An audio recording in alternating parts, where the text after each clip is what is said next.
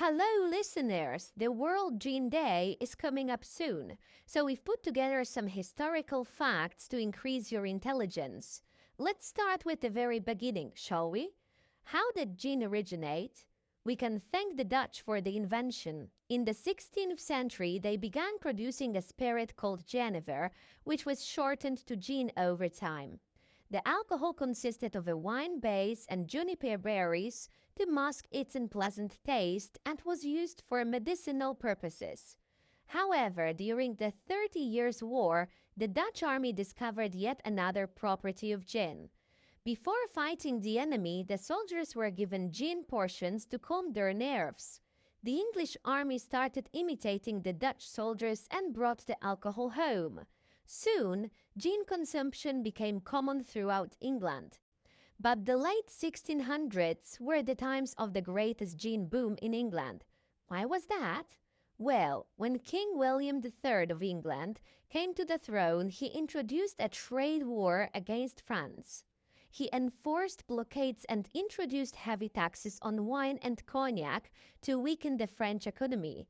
At the same time, the king introduced tax breaks on spirits production in England, so distilling gin was free for all and anyone could produce it. This led to a period in England that is often called the gin craze, a period when a pint of gin was cheaper than a pint of beer. Sounds like a dream? Sure, but it caused problems too. England's poorest people began drinking more gin less responsibly. However, that was not the only problem.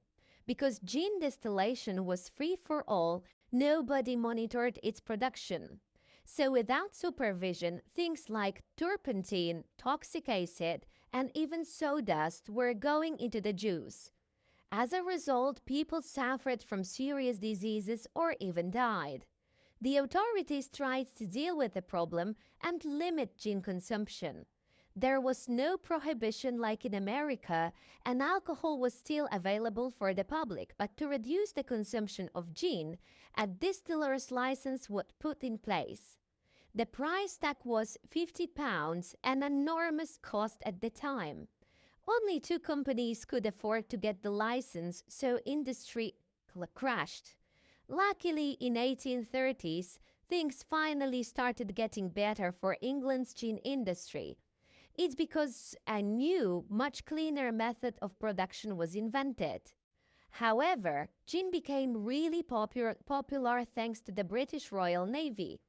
English sailors often traveled to the destinations where they could catch malaria, so they brought quinine rations to help prevent and fight the disease. Quinine tasted awful, so Schweppes came out with tonic water to make it drinkable. Apart from quinine and tonic, sailors also brought gin on board ships. It was in fashion at the time, but most importantly, gin caused less trouble during transport than beer. Why? It's because beer quickly spoiled on long-distance voyages. Finally, gin and tonic were mixed, and that's how the classic gin cocktails came into being. Since then, gin, particularly Plymouth gin, became the official drink of the Royal Navy. Even today, it is used during every ship naming ceremony. It's also given to winners of war. Sink a ship or down a plane and you get Plymouth. So, when the British Royal Navy base and the nearby distillery in Plymouth were attacked by the Germans during World War II, it caused fury and made the soldiers fight with even greater determination.